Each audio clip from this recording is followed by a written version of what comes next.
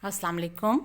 Today we are going to start the topic diffusion, osmosis and surface area to volume ratio.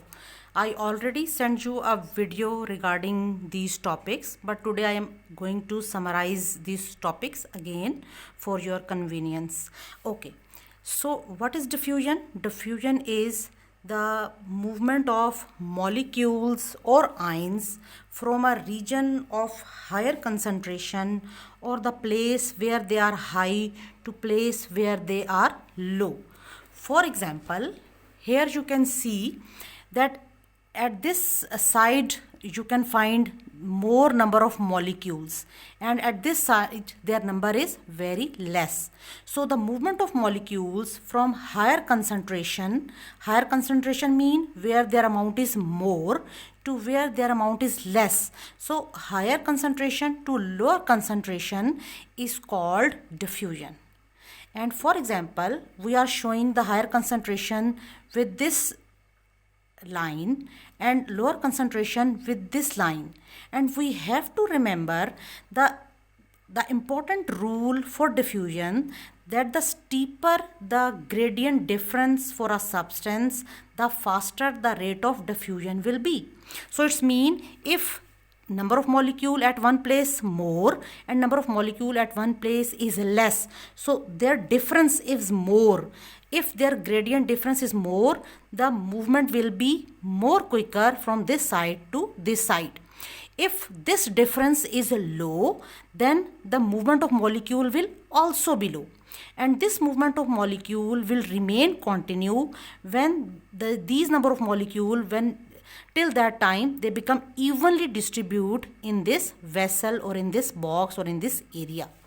Okay, this is diffusion, and this process normally take place in gases. For example, you know that plant take carbon dioxide for photosynthesis and they remove oxygen during process of photosynthesis. So this exchange of gases between the internal structure of leaf and environment take place by the process of diffusion. Okay, second thing which you have to study in the video, that is diffusion. That is osmosis. Okay, what is the difference between diffusion and osmosis? Osmosis is also a special type of diffusion, but just one difference is present between diffusion and osmosis is that in osmosis movement take place from higher concentration to lower concentration, but this diffusion take place across a cell membrane. For example, here you can see we are making a vessel. Here the number of molecule is more, here the number of molecules are less. So the movement will take place from higher to low concentration, but across a partially permeable membrane. Partially permeable membrane mean such membrane which has small holes in it, and from these small holes small molecules can pass through and larger molecules cannot. So such membrane is called partially permeable membrane. For example, cell membrane is partially permeable. So osmosis is a special type of diffusion. It take place from higher concentration to lower concentration across a partially permeable membrane. And osmosis mostly take place in case of water molecules movement. In case of water molecules movement. Okay, so here we will discuss that how osmosis is taking place. Okay, in the video which you have seen, there I told you, or no, I didn't tell you, but you listen in that video, that water, one thing is water potential. What does mean by water potential? So water potential mean the number of water molecules per unit area. For example, if we are having a vessel in which 100% pure water is present, okay, so this is A, in this 100% pure water is present, and in a second vessel we are having water For example, in that vessel 80% water and 20%, or you can say 2 spoons of sugar is present. Okay, so here the amount of water is less and amount of sugar is more, but in this vessel just there is water which is present. So here the concentration of water is 100%, here the concentration of water is 80%. So in A vessel more water molecules are present, in B vessel less water molecules are present, and water always move from higher water potential to lower water potential. Okay, so if we have, for example, we have a vessel and we maintain again a partially permeable membrane. In one side, A side, we are having a water which is, for example, 100% pure, and for example here we are having water which is 80% pure, or it is having sugar, 20% sugar in it. Okay, so what happen, water molecule will move from A part to B part across this partially permeable membrane, and this movement of water will continue till the percentage of water will become equal on both sides. Ultimately we will see that this movement will continue till here percentage is 90% and here percentage is 90%, which is the you can say average of both. Okay, so even when this both side will be the same percentage, still some water molecules will move this side and some will move this side, but that will not be obvious change. So this will take place till that solution become at equilibrium. Equilibrium mean at both sides the amount of water will become equal. So we have learned one thing, that water always move from higher water potential to lower water potential. Okay, so where this process of osmosis taking place? Osmosis take place in roots where plant take water. In the previous lesson you have read the structure of root hair cell. So the water move inside the root by the process of osmosis.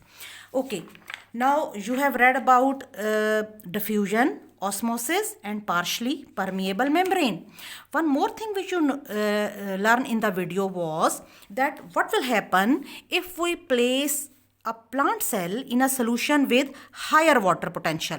Higher water potential mean inside this cell, for example, the percentage of water we consider that 70%, and we are placing it in a solution where the percentage of water is 100%. So what will happen? So in that case water will start moving inside. When water will move inside, so what will happen? This cell will swell up. Water will move in this vacuole. Vacuole will exert pressure on the cytoplasm. It will exert pressure on the cell wall, and cell become in swollen condition. And that condition is called turgidity, and cell is called turgid. Okay. And if we place the cell in a solution with less water potential, for example here cell is having 70% water, and here in this solution there is percentage of water is, for example, 50%. Now what will happen? Cell having more water potential, so water will move out. As water will move out, so what will happen? Vacuole will shrink, cytoplasm will leave the cell wall, and cell will become plasmolized or shrink. Plasmolized mean that cell will shrink, or it is also called flaccid. Okay. Okay. Now what will happen with the animal cell? If we are placing animal cell in a solution with higher water potential, so what will happen? Water will move inside, and you know one thing, plant cell have cell wall, so due to which cell wall prevent this plant cell from bursting. But what will happen in animal cell? No outer cell wall, so when water will move inside more than its capacity, so this cell will burst. And if we are placing our animal cell in a solution with less water potential, so what will happen? Water will move out and this cell will shrink, and that condition is called crenation. Okay, now what is the benefit of this turgidity? The benefit of this turgidity is that plants, they remain firm and erect due to the absorption of water. Maybe you have observed that in summer season, due to the removal of water, plants, they wilt. That wilting is due to deficiency of water, and in the evening when you will give water to the plants, so they again absorb water, they become turgid and they become erect. Okay, so this is one of the benefit. Okay, then one more concept, a new concept is, that is active transport. Now what is this active transport? Okay, in diffusion and osmosis you learn one thing, that molecules moving from higher concentration to lower concentration. So no energy is utilized in this type of movement. That is also called a passive transport. But now we are studying about active transport. Active transport is opposite to diffusion and osmosis. So what happen in active transport? In active transport, molecules move from lower concentration to, for example, here the amount of molecules is less and here amount of molecules is more. So now in active transport, material move from lower concentration to higher concentration against the concentration gradient, from low to high. So when something has to move from low to high, it's mean it has to utilize some energy. So for that reason, this transport is called active transport with the utilization of energy. So it is also called just like uphill movement. For example, if you are moving up to any hill, so what happens? You have to put effort for the moving up. And if you are coming down, diffusion and osmosis just like downhill movement. When you are coming down, so you don't need to utilize any effort. So when you have to move up against the concentration gradient, from low to high concentration, you have to utilize your effort. So this is against the concentration gradient from low to high side. Okay, so diffusion take place in for example, we were discussing it take place for the exchange of gases, and osmosis was taking place for the movement of water molecules. But this take place when more energy will be utilized. So that always happen in living cells. For example, in the root hair, we were discussing about the movement of water in the root hair. So the movement of water in the root hair is taking place by osmosis. But when a root hair has to take minerals, for example, magnesium ions, inside more magnesium ion is present, but still plant need more magnesium. Why? Because it is very important for the formation of chlorophyll. So this movement outside less, inside more. So this movement of magnesium ion will be against the concentration gradient from low to high. So with the expenditure of energy, with the utilization of energy. So movement of ions in the root hair cell take place by active transport. Okay, now we have read about diffusion, osmosis, partially permeable membrane, active transport. Okay, now you have to solve these questions. Okay, you will watch this video again and you can define diffusion, osmosis, partially permeable membrane, and you can also tell the difference between diffusion and osmosis. You will do question number 1 and you will also do question number 3. Question number 3 is, you have to write 4 ways to tell the difference between plant cell and animal cell, and you have already done in the previous chapter. Okay, then where in the cell selectively permeable membrane found? In the Plant cell, you already know, in the plant cell, selectively permeable membrane mean partially permeable membrane. Selectively mean some material is passing, so larger material is not passing. So selectively permeable, partially permeable is same thing. So selectively permeable membrane in plant cell is found inside the cell wall, while in case of animal cell it is the outermost boundary. Okay, then here a question is that what will happen if you place an plant cell in a solution with sugar concentration, in which higher sugar concentration is present. Okay, so in this you have to draw the same diagram as you have done this.